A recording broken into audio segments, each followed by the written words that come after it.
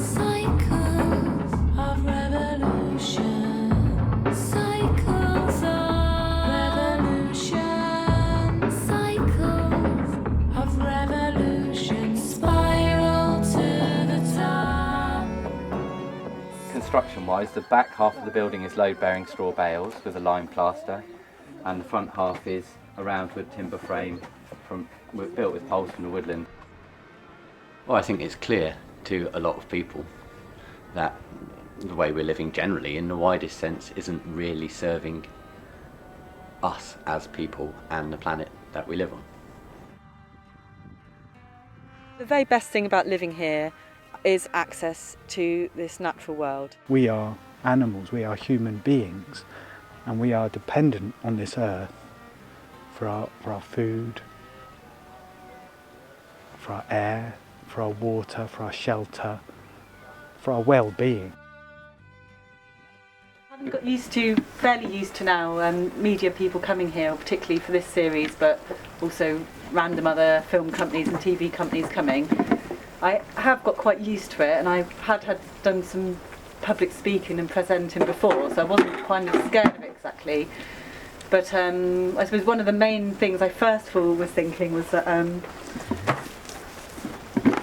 if a person doesn't know you, then it's kind of easy to be misunderstood out of context. So you might say something that if people know lots about your character and your background wouldn't be meaningful, but in isolation, especially if someone wasn't sympathetic to the ideas you were being portrayed with, then it could easily be seen none of it would make any sense or could be taken the wrong way. So that was one thing that I've been really conscious of, is to try and be understood from anyone from any perspective, but I don't know if that's the case. I haven't really seen many of them because of the internet here, but I know from other people coming that it's watched, especially this Living in the Future series, it's watched quite far and wide by very diverse people.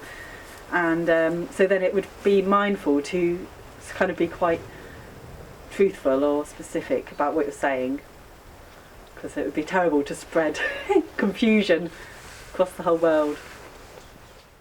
For me, there comes a point when you've been on the piece of land for a few years and the trees that you planted are now kind of taller than you, and the food is coming in from the garden, and you see the insects and the birds where there were none before, and I kind of feel already we're over the hill in that regard, in that the positive feedback is there and it's kind of working.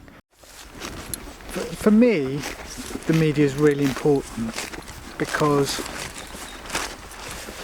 it offers people a window really on what we're doing here, and just getting the message out there is crucial to our ability to replicate it and duplicate it,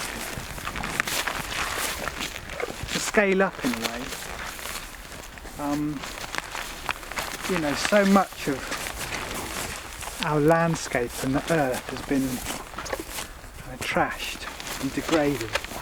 Wait, no, this one, steady. And yeah, we need more people on the ground. And in order to get that message out, that's where the media is really, really helpful. I mean, we have loads of visitors, we have thousands of visitors, but what the film will enable is for tens of thousands of people to see it, you know, maybe even 100,000. So yeah.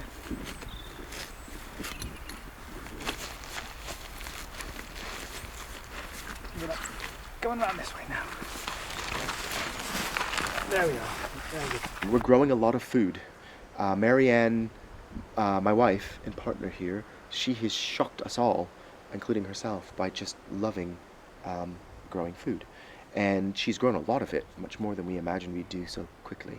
So we've doubled food production this year from last year, at least, I'm estimating. Now we're actually starting to weigh all of our produce.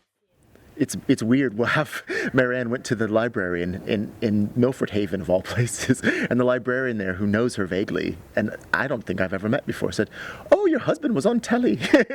You know, I'm on the telly, I'm on the radio, and we don't have much media access here. We have a mobile broadband dongle, which is, you know, like dial-up, and we don't have a telly. We don't get many radio stations, so I don't actually have a chance to see the product.